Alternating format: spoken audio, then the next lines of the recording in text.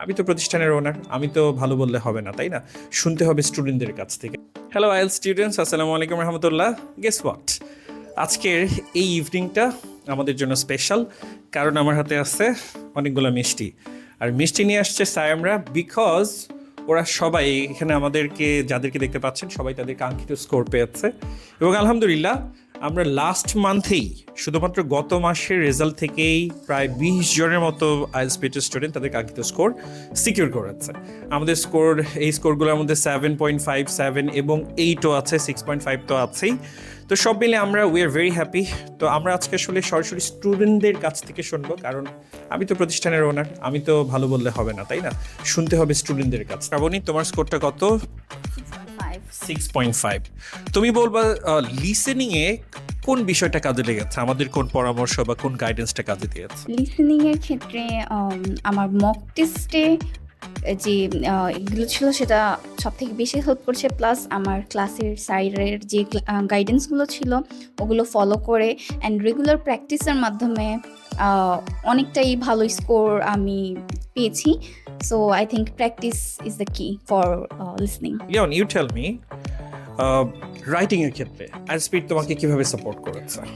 Sir, আসলে overall প্রতিটা ব্যান্ডেরই আমি বলবো আরসি স্পিরিট একটা বড় ভূমিকা রেখেছে বা আমাদের সবার প্রতি রেখেছে। বাট স্পেশালি আমি যদি রাইটিংয়ের কথা বলতে চাই, স্যারের ব্যান্ড 8-এর যে বইগুলো আছে, আমি বইগুলোর প্রতি কৃতজ্ঞ, কারণ ওখানে যে টেমপ্লেটগুলো দেওয়া আছে, টেমপ্লেটগুলো ফলো করলে আমি মনে করি একটা স্টুডেন্ট একদম বিগিনার থেকে সে অনেক ভালো একটা ব্যান্ড স্কোর পর্যন্ত যেতে পারবে। আর এছাড়া আমরা যখন এখানে মক টেস্ট দিয়েছিলাম, এটা আসলে লাকিলি বলতেই হয়, মক টেস্টে স্যার যেভাবে আমাদের মার্কিং করেছে, আমাদের ম্যাক্সিমাম ক্যান্ডিডেট, মানে আমি যাদের সাথে কথা বলেছি, তারা মেন পরীক্ষাতেও সেম ব্যান্ড স্কোরটাই সিকিউর করতে পেরেছে। সো স্যারের ইভ্যালুয়েশনটা খুব ইম্পর্ট্যান্ট ছিল, এবং স্যার যেভাবে ভোকাবুলারি যেগুলো ইউজ করার কথা বলেছিল, সেগুলোও আমার মনে হয় যে একটা ভালো ব্যান্ড স্কোর করার জন্য খুবই সহায়ক ভূমিকা রাখে। সায়েম সিকিউর করেছে ব্যান্ড 7। সায়েম, তুমি আমাকে বলো রিডিংয়ে, আচ্ছা রিডিংয়ে তোমার স্কোরটা কত? রিডিং এ আমার ছিল 7.5। রিডিংয়ে সায়েম পেয়েছে 7.5, ট্রিমেন্ডাস একটা স্কোর ডেফিনেটলি। রিডিংয়ের মতো মজুলে 7.5 পাওয়া আসলে চারটিখানি কথা না।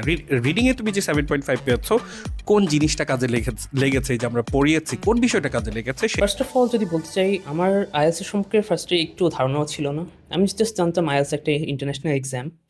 সো এখানে আসার পর স্যাররা আমাকে গাইড দিল কী রকম কোয়েশ্চেন আসতে পারে বা কীরকমগুলো আসে নর্মালি, অ্যান্ড সো ওইটার উপরে কোনগুলো স্কিল আমরা ডেভেলপ করতে পারি। অ্যান্ড সবচেয়ে বেশি যেটা ডেভেলপ করতে হয় রিডিং, অফকোর্স রিডিং পড়ে পড়ে ইমপ্রুভ করতে হয়, বুঝতে হয় বিষয়টা। সো আমি বলবো প্র্যাকটিসের উপর আর কিছু নাই, আর টিচার্সদের গাইডেন্সও এটাকে এখানে অনেকটা বড় অবদান রাখে। Nahid, you tell me, speaking এর ক্ষেত্রে কিভাবে তুমি সাপোর্ট? স্পিকিং এর ক্ষেত্রে যে সাপোর্টটা ছিল, যে আপনাদের প্রত্যেকটা মগের পরে আমাদের যে ইভ্যালুয়েশনটা হতো, যে আমরা কী কী ইমপ্রুভ করতে পারবো, কী কী আমাদের ল্যাকিংস আছে, সেই যে সাপোর্টটা ছিল সেটা অনেক হেল্প করেছে।